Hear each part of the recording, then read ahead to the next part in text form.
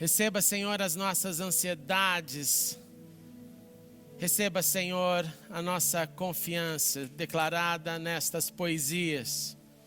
Dependemos de Ti, nos rendemos a Ti, esperamos em Ti, Senhor. E sabemos que a Sua vontade é boa, perfeita e agradável, por isso confiamos no Senhor.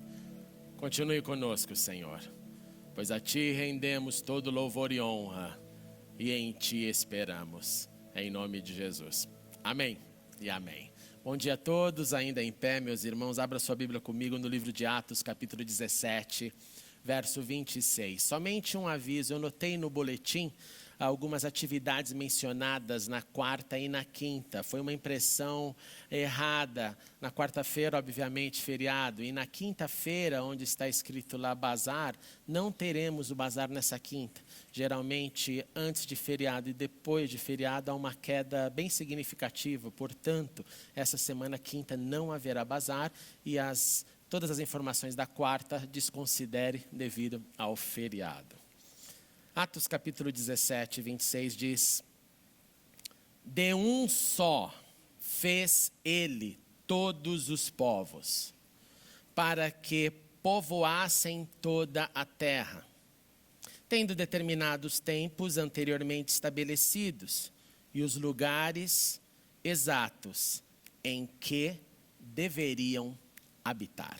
Oremos uma vez mais. Senhor, nós precisamos de Ti, carecemos da Sua graça e poder, e agora entregamos esse tempo em Tuas mãos, pedindo a Tua intervenção, pedindo que o Senhor fale aos nossos corações, que o Senhor vivifique a Tua palavra em nós. Da mesma forma, Senhor, abençoe as nossas crianças, para que elas sejam tocadas pela Tua palavra, abençoando também todos os professores e professoras que com elas agora, Senhor, investem esse tempo de sementes plantadas. E transforme-nos um pouco mais nesta manhã.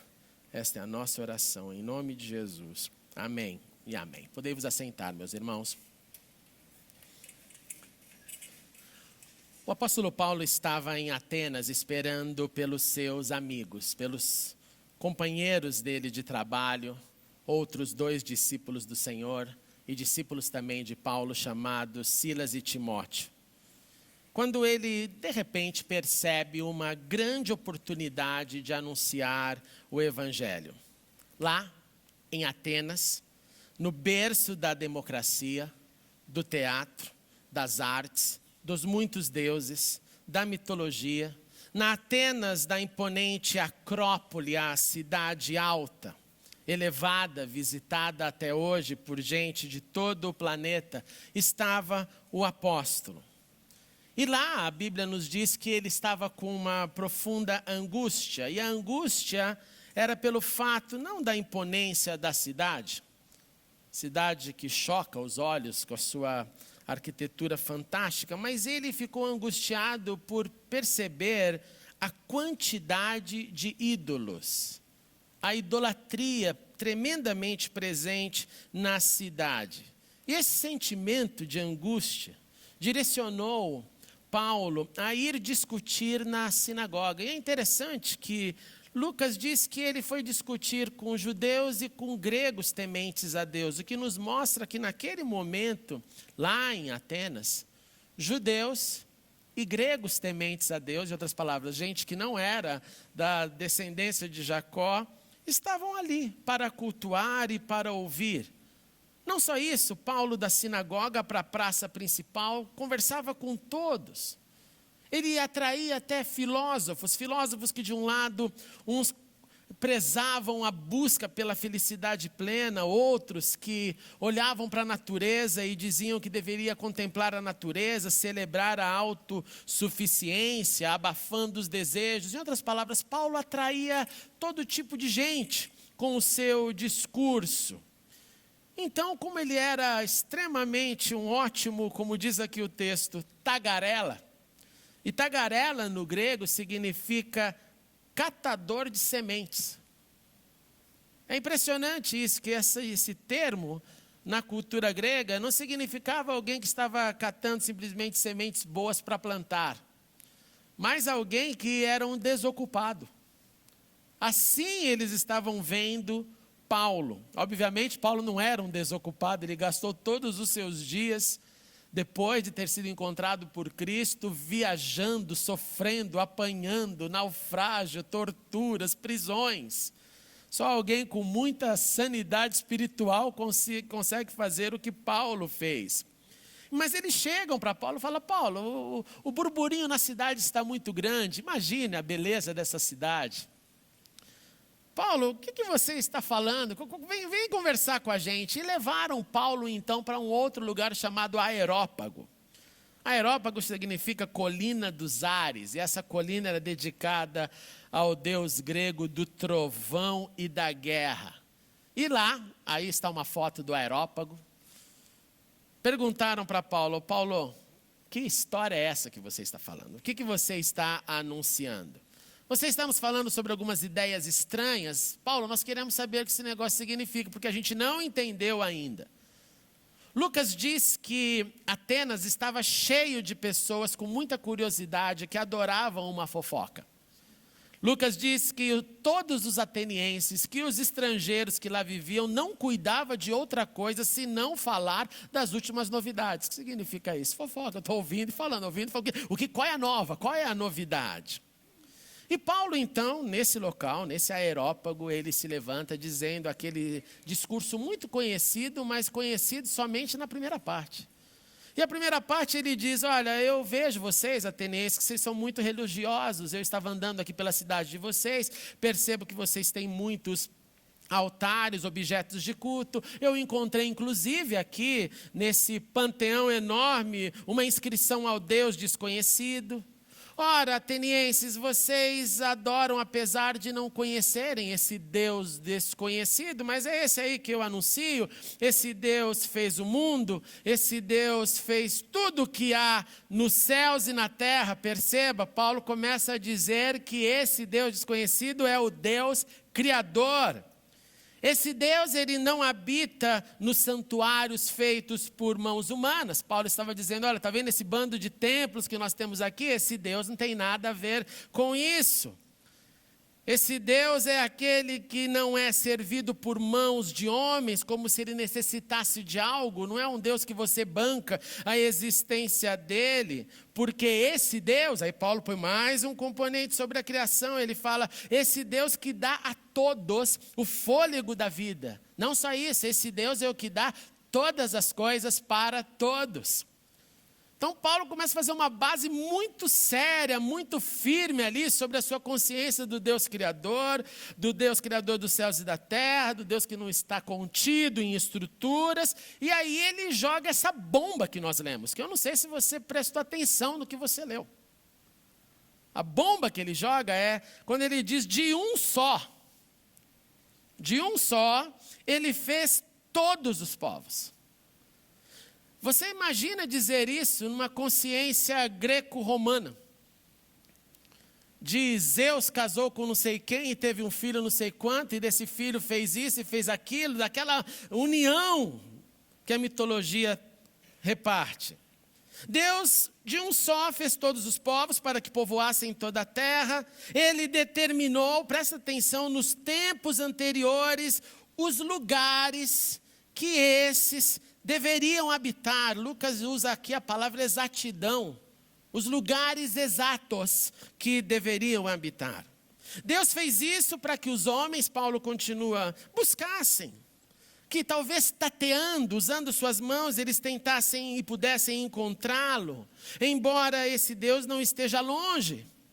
Olha, atenienses, nós vivemos nesse Deus, nós movemos nesse Deus, nós existimos nesse Deus.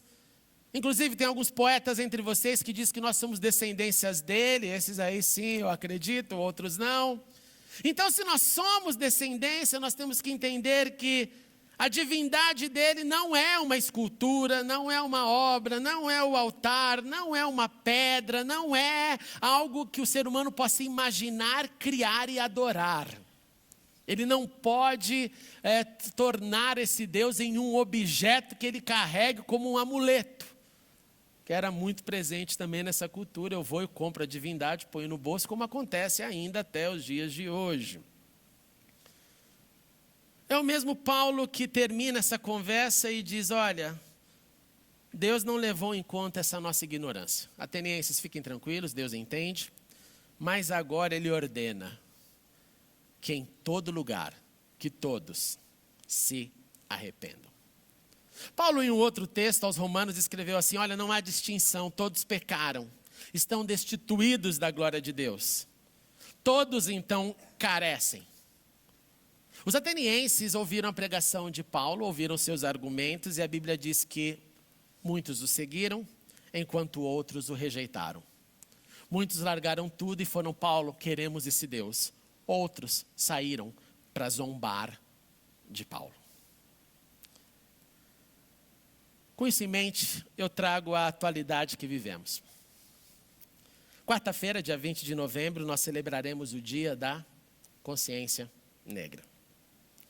Para um grande número de pessoas, esse vai ser somente um feriado, que a maioria não sabe nem por que existe.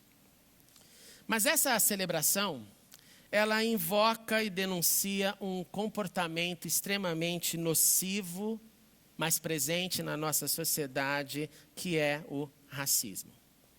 Não adianta fingirmos que não existe, não adianta evitarmos o assunto, pois o racismo é manifestado em todas as esquinas, em todos os grupos. Obviamente que, sim, o racismo vai além da questão dos afrodescendentes. Racismo de todos os lados. O racismo é apresentado e presente em piadas, tristemente em estereótipos, em preconceitos. É o nosso julgamento diante da pluralidade e da dádiva das cores. É o nosso julgamento diante de quem tem mais ou menos melanina no corpo. Em um ser humano, em alguém que foi criado por Deus e que contraria, em muitas vezes, esse discurso de Paulo. E você fala, como contraria? Contraria o entendimento primário do que Paulo falou aos atenienses. Pois ele disse, de um só fez Deus todos os povos. Paulo diz então que somos todos filhos de uma única mãe. Ele está ecoando aquilo que já foi declarado em Gênesis, que Adão deu à sua mulher o nome Eva, pois ela seria mãe de toda a humanidade. Que nós somos todos, nas palavras de Paulo aos Coríntios, descendentes desse que era o primeiro homem. Adão tornou-se um ser vivente, é o que a Bíblia nos diz. Em Atenas, disse Paulo, Deus de um só homem fez, preste atenção nisso, uma raça. Atenienses, Deus fez uma raça e essa raça é a raça humana. De modo que para a biologia nós temos a raça humana que nos difere de outras raças do mundo animal. Independente da cor, somos da raça humana. Mas para as complicações da sociologia, para a vida social que temos, adicionando a ela a segregação, o abuso histórico, todo o sentimento que foi gerado após a escravidão, a divisão de sub-raças dentro de uma raça humana, tudo isso foi aumentando, e aí nós continuamos a ecoar as consequências de toda a escravidão histórica. A alforria foi dada, a alforria não foi plenamente conquistada, pois o racismo continua, infelizmente, tragicamente, vivo e atuante. Mas nós cremos na palavra de Deus.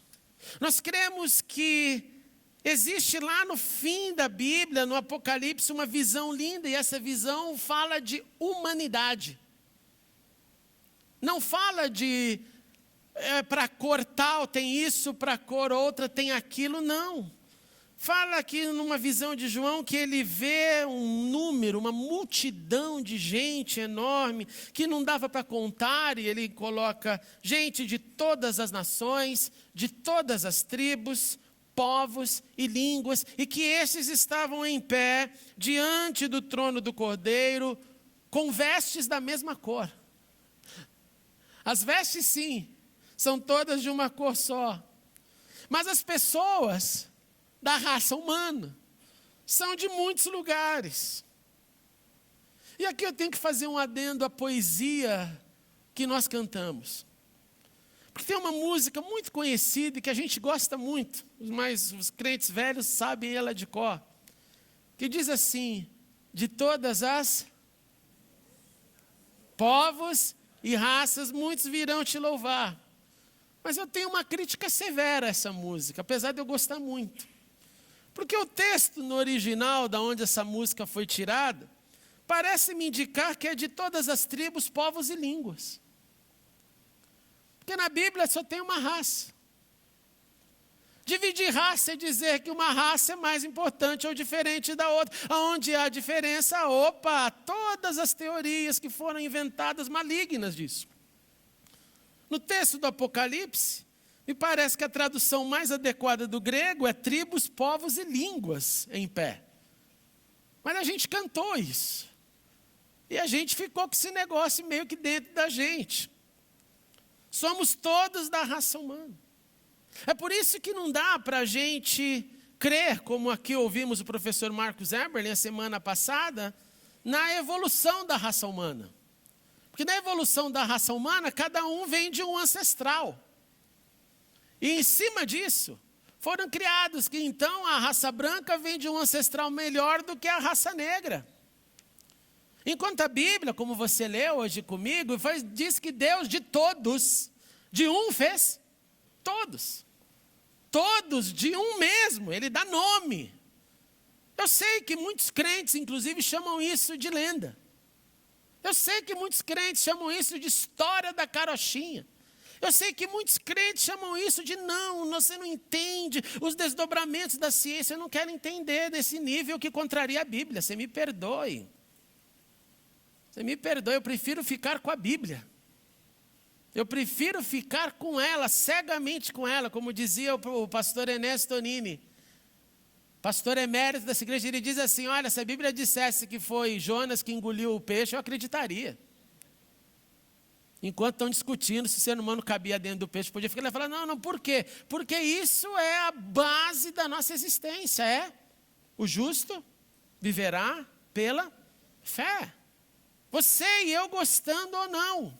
Há coisas reveladas, há coisas não reveladas. Nós não temos condição de entender tudo, mas eu prefiro ficar com a palavra. Eu prefiro crer na palavra. Essa é a nossa confissão.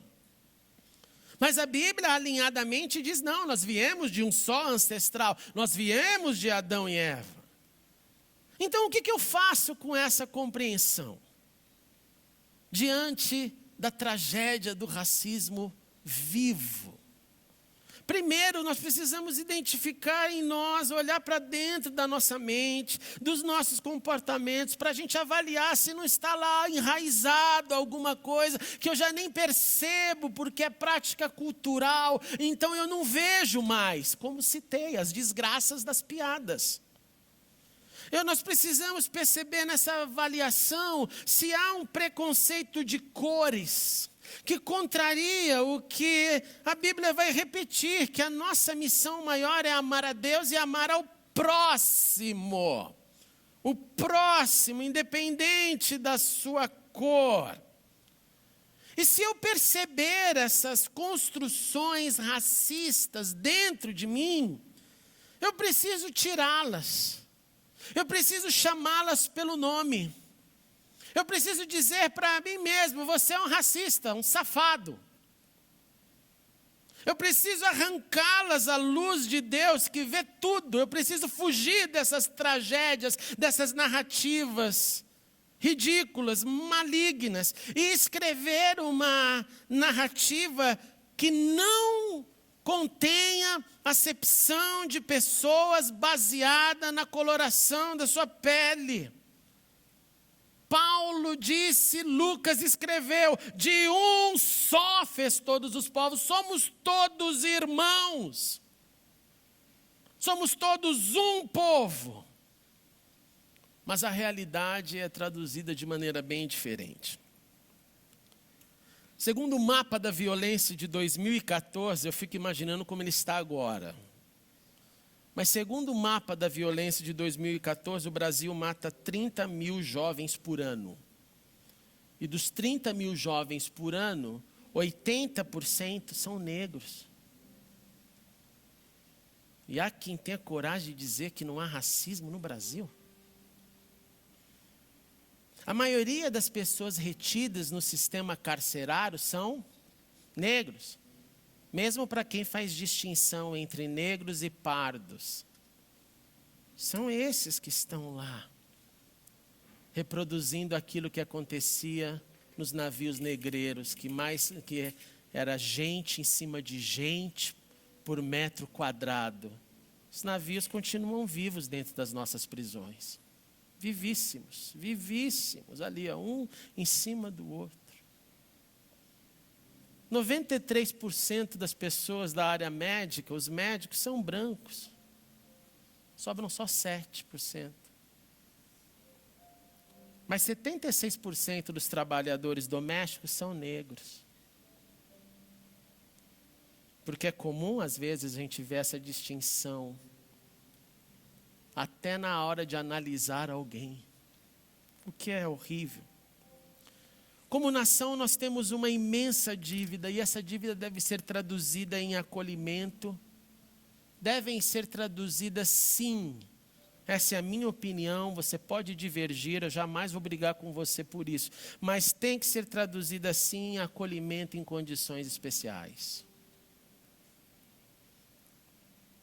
Para que eles tenham mais opções, mais condições de saírem dos seus ninhos de aprisionamento e voarem mais alto.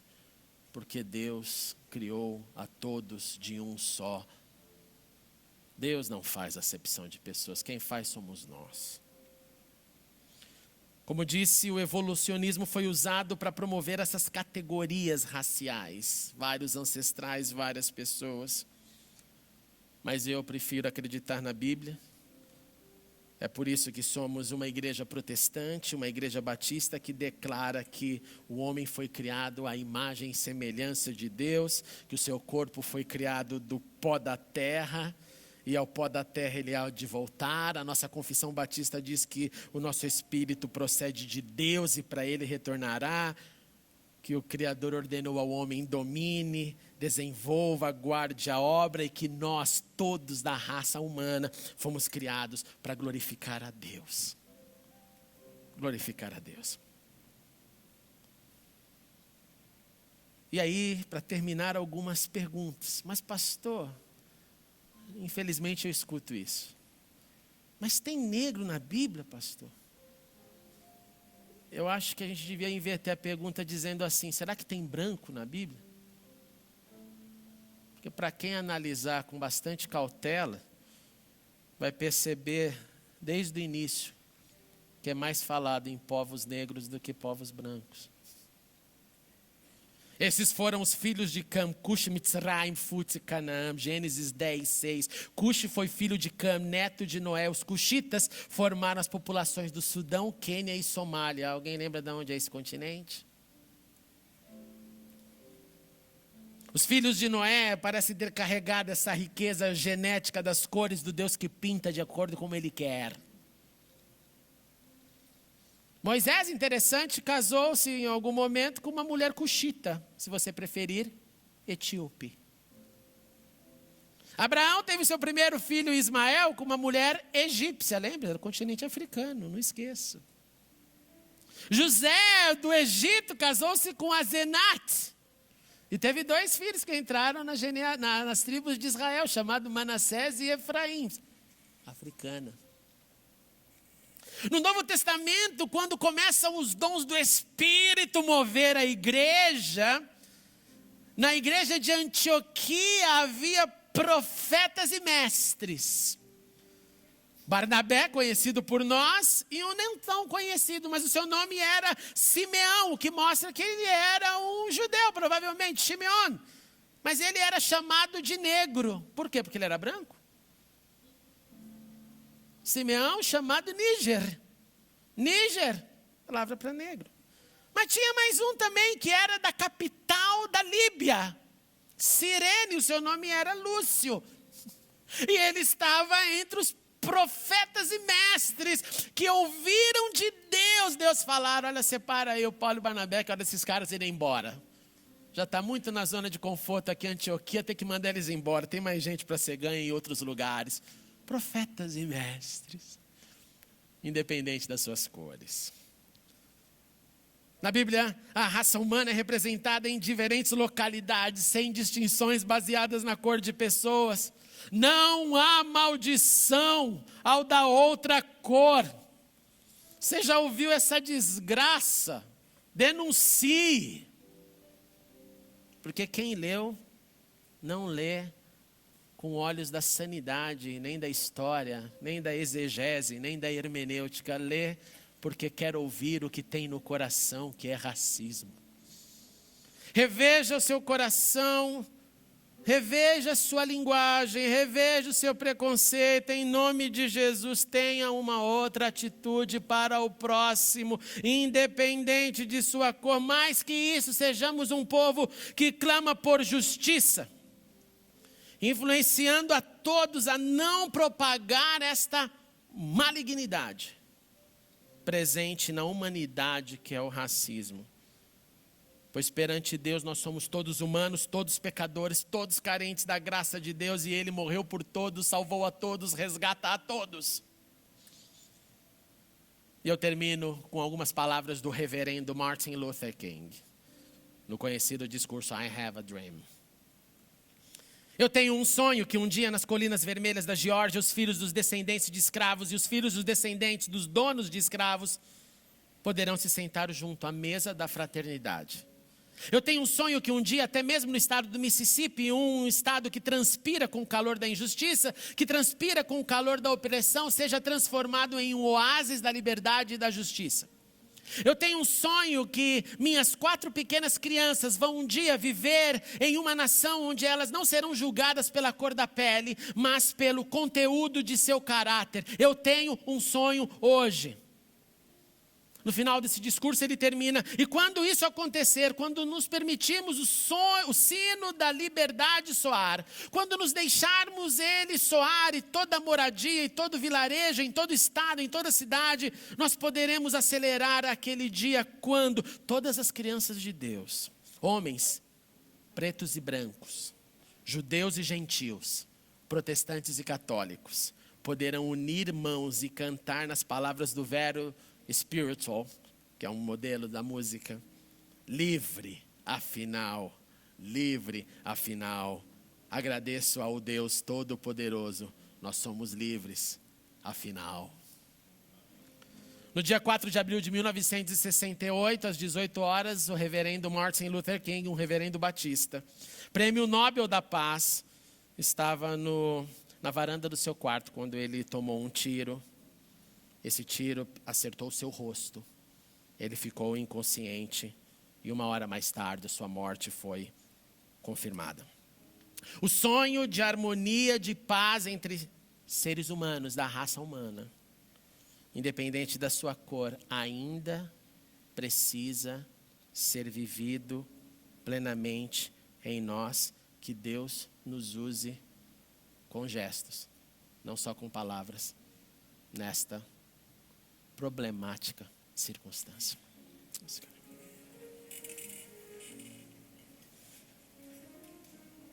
Convido você, vamos dar as mãos. Vamos dar as mãos todos. Pode fechar o corredor aqui também. Nós vamos levantar um clamor.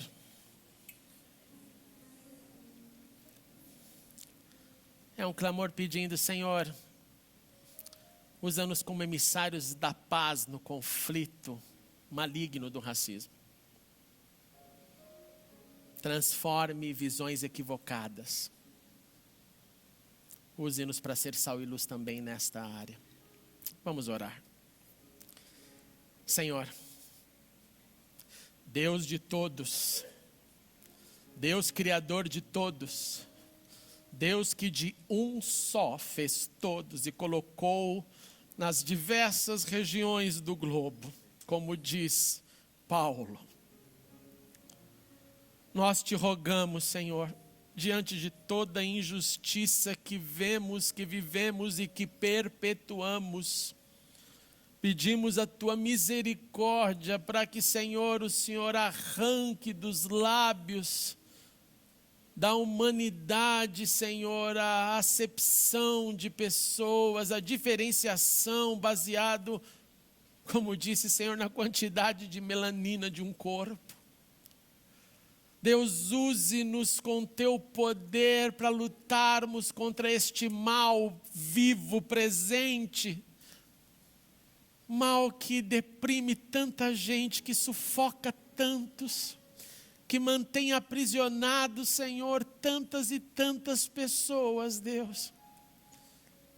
Oh, Senhor, nós pedimos por tua misericórdia e faz-nos um bálsamo para essa malignidade, Senhor, um bálsamo que sufoque o mal do racismo. Que sejamos sempre conscientes de que Deus criou a todos e que somos todos irmãos.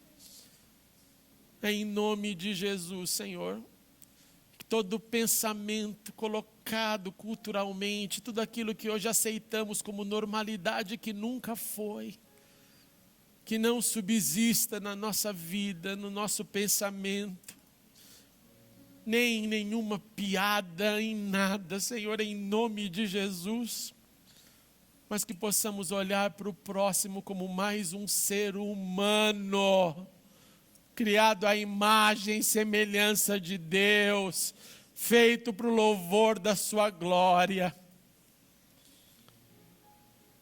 E faz-nos, Senhor, luz, faz-nos sal, nesse sonho a ser atingido.